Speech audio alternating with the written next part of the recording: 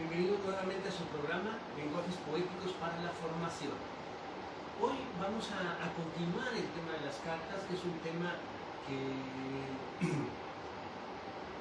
en el que quedan pendientes varios puntos, varios tópicos a tratar. Por ejemplo, uno con el que voy a empezar hoy, me lo comentó precisamente Enrique, aquí que colabora con nosotros en Educarte, respecto de las cartas que se enviaban los héroes, tanto de la independencia como de la Revolución Mexicana. Y en general en las guerras. Se mandaban cartas para comentar cómo iba la batalla, o para incluso cuándo va a iniciar, etcétera, etcétera, ¿no? Sus ideas políticas, sus divergencias. Eran tópicos muy interesantes para el momento en que se vivía. Imagínense situación de guerra o previa a una guerra, una batalla, en fin. Entonces es muy interesante eso. Y resulta ser que en la búsqueda entonces de esas cartas, de poder extraer alguna información, encontré por ejemplo una carta que José María Morelos y Pavón le envía a su hijo Juan Nepomuceno antes de morir. Sabemos que Morelos tuvo hijos, sabemos que no se casó porque era un sacerdote y en aquel entonces no se podía, porque no se puede. Es toda una idea ahí de la cuestión de la Iglesia Católica, en aquel entonces era mucho más fuerte, ¿no? Resulta ser entonces que José María Morelos y Pavón tiene dos hijos, Juan Nepomuceno y Víctor Nepomuceno, si no recuerdo el nombre de la hija.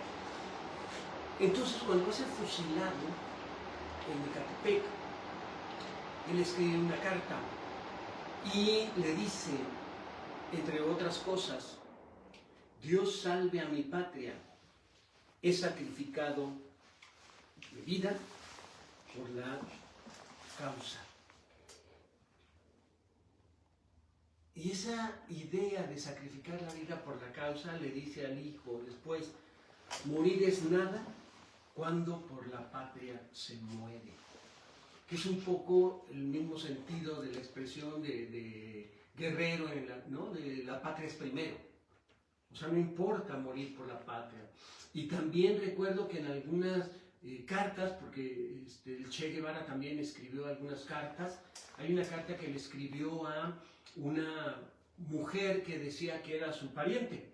Él no la conocía, y entonces le dice él en la carta que, bueno, si es su pariente, qué bueno, es un gusto, etcétera, y que si no lo es, pues qué bueno que también le había escrito, porque le dice: si lo que nos une es la causa de la revolución y querer crear un mundo más humano, ¿no? Políticamente más adecuado, etcétera, en el ideal de la revolución cubana, le dice el Che Guevara, le dice: no importa si somos parientes o no, nos une precisamente el deseo de liberar a nuestra patria, ¿no? Entonces, es interesante porque las cartas que tienen que ver precisamente con la independencia o con la revolución o con las revoluciones según el país, muestran ese matiz de ideal, de utopía, de creer precisamente en la posibilidad de un mundo mejor, ¿no? Pero además, por medio de las cartas se podían expresar de manera subrepticia cosas por si esas cartas caían en manos de los enemigos. Entonces hay cartas en donde se utilizan claves, enigmas, para que el enemigo no pudiera leerlas en caso de que las capturase, ¿no? Esta carta de Morelos no, porque es una carta muy directa, ¿no? Que se la entrega directamente al hijo cuando ya está a punto de ser fusilado. Pero las cartas tienen ese cariz, esa idea precisamente de poder expresar muchas cosas que no se pudieron decir. Cartas de moribundos, por ejemplo, cartas de personas que están enfermas y que ya no pueden hablar o cualquier otra circunstancia, y que dejan por escrito sus ideas, sus sentimientos, sus pensamientos. Eso es muy interesante, pero también, y eso es parte del por qué deberíamos de recuperar esta cuestión de escribir cartas como una práctica entre amigos, entre parejas, con los estudiantes, como ejercicio, porque precisamente nos da cuenta de cómo utilizar el lenguaje para expresarnos de formas muy libres. La carta tiene esa ventaja, es muy libre para hacer en la utilización del lenguaje, pero también en la expresión de los sentimientos y los pensamientos. A veces no nos atrevemos a decirle a las personas las cosas directamente, pero por medio de una carta nos atrevemos. Porque esa distancia que hay entre el que la lee y yo estoy en otro espacio-tiempo, hace que no nos dé pena que la lea, que confesarle algo, un amor, confesarle un malestar, etcétera, etcétera, ¿no?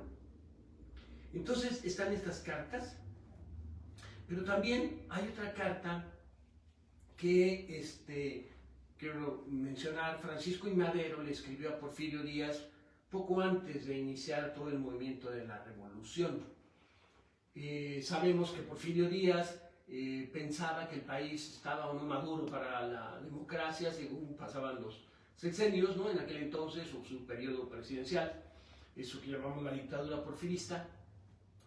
Pero para 1909 él plantea la posibilidad de elecciones libres para la democracia, para instaurar la democracia en México, que ya la idea de democracia circulaba en Europa y en otras partes del mundo. Bueno, entonces Porfirio Díaz había comentado esa posibilidad y Francisco I. Madero le escribe una carta. Pero fíjense lo que es la diplomacia, las formas respetuosas de tratar incluso a quien de una manera u otra es un enemigo ideológico, un adversario ideológico, ¿no? Le dice a Porfirio Díaz que le va a tratar como un amigo. Dice, porque tratarlo como amigo es por la confianza que me ha dado de notificarme lo de la idea de la democracia y permitirme escribirle. Dice, entonces permítame llamarle amigo. Pero luego le dice algo muy interesante, que da cuenta de las ideas políticas de Madero y de cómo circulaba la imagen de las dictaduras, del ejercicio del poder en aquel entonces. Madero le dice a Porfirio Díaz que el poder que ejerce es patriarcal. Y ese poder patriarcal, de padre, ¿no?, es un poder menos fuerte, dañino, etcétera, porque le dice que es moderado, como usted. El poder patriarcal que Porfirio Díaz ejerce de manera moderada. Y le dice, es diferente al de esas otras personas que ejercen el poder guiados por la pasión. Fíjense cómo distinguir el poder guiado por la pasión y el poder patriarcal, que sería como el de un padre con sus hijos, ¿no? Entonces él le plantea esa cuestión del poder como diciéndole, no lo considero un dictador, no lo considero mala persona, pero bueno, ya ejerció usted el poder. Y esto tiene relación con el hecho de que Octavio Paz hablaba, Porfirio Díaz hablaba, se me cruza porque vamos a hablar de él. Porfirio Díaz hablaba de si México estaba o no preparado para la revolución. Y estar preparado es como la disyuntiva que todo padre tiene cuando ve crecer a sus hijos. ¿Cuándo soltar a los hijos? ¿En qué momento ya van a volar solos y no tenemos por qué preocuparnos por ellos, ¿no? Es un poco la idea de Porfirio Díaz. Ya está México maduro para la democracia, entonces ya los puedo dejar que haya elecciones. Tenía un fundamento. México había vivido un periodo de más de 10 años de guerras intensas, ¿no? Entonces era como los hijos que se peleaban para los ojos de Porfirio Díaz. No pueden estarse quietos, entonces necesito yo poner el orden, ¿no? Un poco esa lógica. Entonces el uso de Madero, de la palabra patriarcal, es sintomático de cómo se vislumbraba la situación, ¿no? Y le dice el problema que se presenta en la actualidad, seguir un poder absoluto por una persona o implementar la democracia, es lo que está precisamente detrás de la carta, ¿no? Ahí ustedes la pueden buscar en Google. Esta carta es de febrero 2 de 1909, escrita en Coahuila. Entonces, decía, las cartas nos permiten matizar también nuestra reflexión sobre las situaciones que analizamos o reflexionamos, ¿no?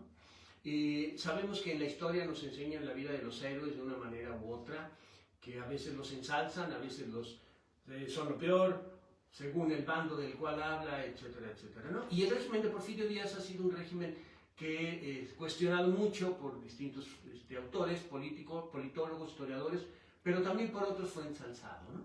Recordarán esa película de Susanito con Joaquín Pardavé, donde está la nostalgia, porque Porfirio Díaz se tiene que ir del país. Y como en una de las escenas finales, si no es que la final, es cuando van a despedirlo a Veracruz, en el buque que se va hacia Europa, ¿no? Entonces, cuando Madero escribe la carta, está como en este universo de ideas, y él muy diplomáticamente utiliza las palabras como les señalé, ¿no? Otro tipo de cartas, y este me llamó mucho la atención, lo descubrí precisamente en estos días, buscando esto de otro tipo de cartas de Remedios Varo. Cartas, Sueños y otros textos es este libro, porque Remedios Varo escribió muchas cartas, y además de ser pintora, y además ustedes saben, la pintura, bueno, a mí me gusta mucho la pintura de Remedios Varo, es maravillosa, es muy simbólica, muy fantasiosa, imaginativa, ¿no? Entonces, resulta ser que ella escribió también varias cartas, pero escribía cartas que no mandaba, que no enviaba. Y a veces eran cartas como de fantasía, como de, a lo mejor quizás ordenar sus ideas, etc. Entonces aquí vienen fragmentos de algunas, que algunos autores utilizan a veces para analizar la obra. Remedios Varo era considerada como parte del grupo surrealista, ¿no? Un movimiento en aquel entonces muy fuerte en el arte, ¿no? Pero entonces en una de las cartas que ella escribe a un supuesto personaje ficticio, que parece ser que era un psicólogo, un psiquiatra, ella escribe lo siguiente: ella no exploró seriamente el automatismo psíquico, que era una de las bases del surrealismo, la idea de que automáticamente soltamos ideas, palabras, imágenes, y eso puede hacer un poema, una pintura, una obra de arte, ¿no? Por el contrario, más bien se burlaba de él, puesto que encontraba graciosa la idea de que las imágenes aflorasen cuando menos se les esperaba. La pintora había dejado de ser la joven tímida que se atemorizaba ante Bretón y sus cohortes, y con una estratagema sencillamente deliciosa rechazaba un precepto básico del proceso surrealista. Era como si estuviese declarando su independencia frente al movimiento y su teoría. Vean el sentido despersonalizado en que Varo escribe la carta, en que Remedios escribe la carta, como si otra persona le escribiera.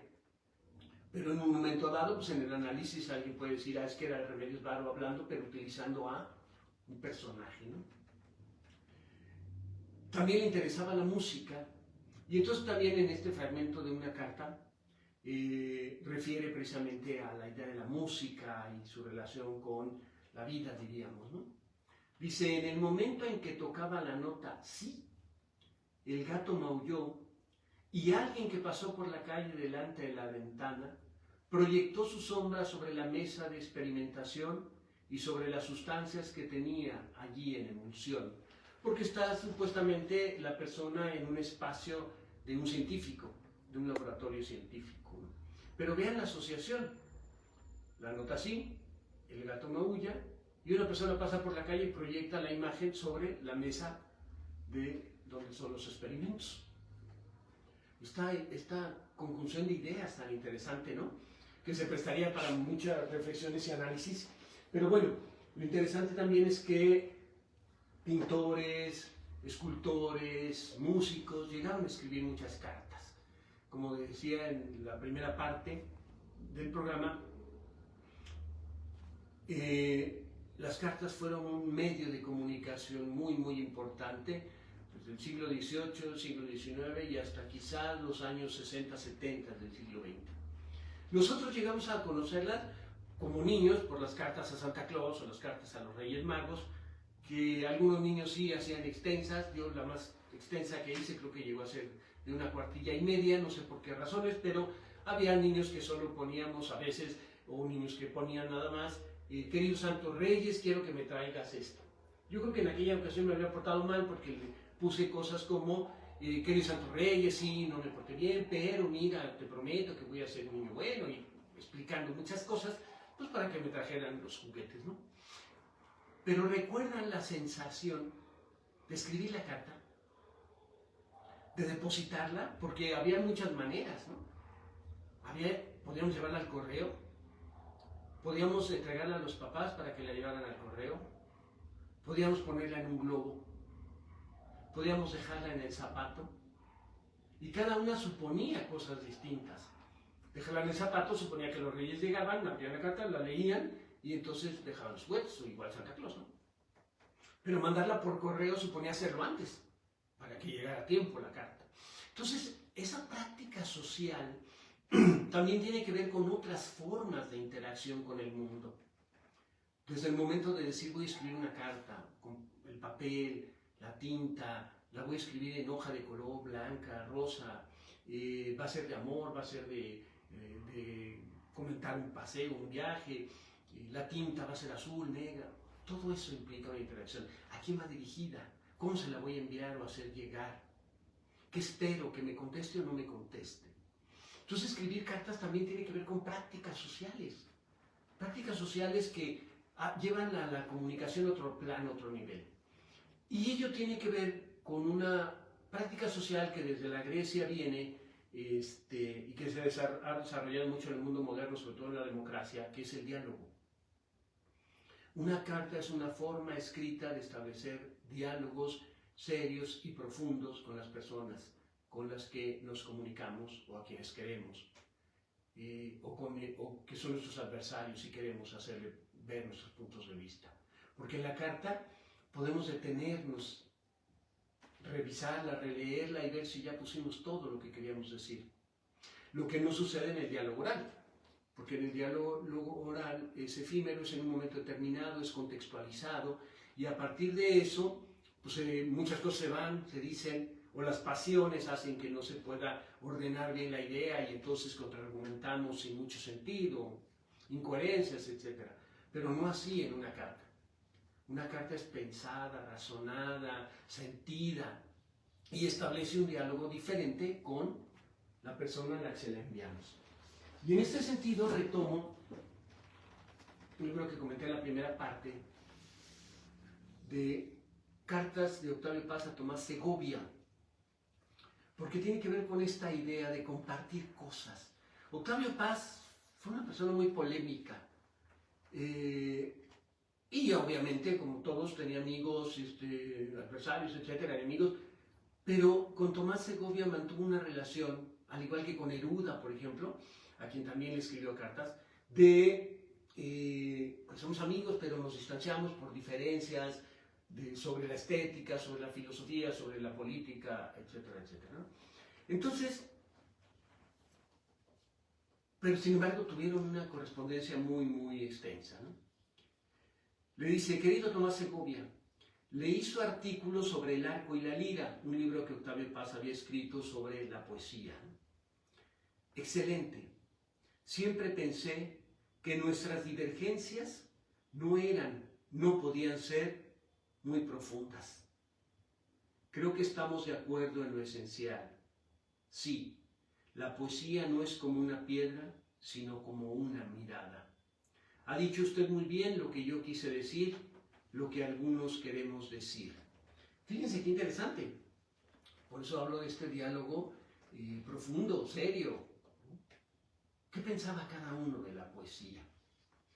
¿Qué quería expresar con ella? ¿Qué sentido tenía la poesía para la vida de la persona? Para Octavio Paz era fundamental, para Tomás Segovia también, para Borges, para muchos, pero no lo es para todo el mundo. Entonces aquí vemos a dos personas que aman la poesía, que se dedican a la poesía, que la leen, la disfrutan y que comparten esta opinión, ¿no? Pero fíjense qué interesante, la poesía es una mirada, no es una piedra, es una mirada, es una forma de ver el mundo, de pararse en el mundo. Ya lo hemos comentado en otros programas, ¿no? Le escribe otra carta, fíjense, está muy bonita, a mí me gusta mucho este inicio. Su hermano, que por cierto es muy inteligente, y luego Octavio Paz pone, ¿se trata de una enfermedad de familia? Me entregó su carta y los dos nos entrevistamos. Muchas gracias, ¿no? Entonces repito, su hermano, que por cierto es muy inteligente, se trata de una enfermedad de familia, me entregó su carta. Qué manera tan sutil, bonita, de decirle a otro un piropo, ¿no? Muy inteligente, le dice, ¿no? Igual que su hermano. Otro fragmento. muy breve. Gracias por su carta del 3 de diciembre. Me da gusto tener noticias tuyas. Esto en relación a un libro que recibió Octavio Paz de Tomás Segovia, porque entonces, entre estas ideas comunes, pues compartían literatura. Y voy a terminar con una carta que, de Rulfo, que ya había también comentado el libro, Cartas a Clara, porque me pareció muy bonita. Quiero cerrar con ello el tema de la carta. Chiquilla, ¿sabes una cosa? He llegado a saber, después de muchas vueltas, que tienes los ojos azucarados. Ayer nada menos soñé que te besaba los ojos arribita de las pestañas y resultó que la boca me supo a azúcar, ni más ni menos. A esa azúcar que comemos robándosela de la cocina a escondidas de mamá cuando somos niños. También he concluido por saber que los cachetitos, el derecho y el izquierdo, los dos, tienen sabor a durazno, quizá porque del corazón sale algo de ese sabor. Bueno, la cosa es que del modo que sea, ya no encuentro la hora de volverte a ver. Fíjese, eres azúcar, tus ojos son azúcar, tus cachetes son duraznos. Qué formas tan tiernas, qué metáforas tan bonitas para expresarle que le gusta, que la ama, que ella es como la dulzura, etc., ¿no? Bueno, nos despedimos. Muchas gracias.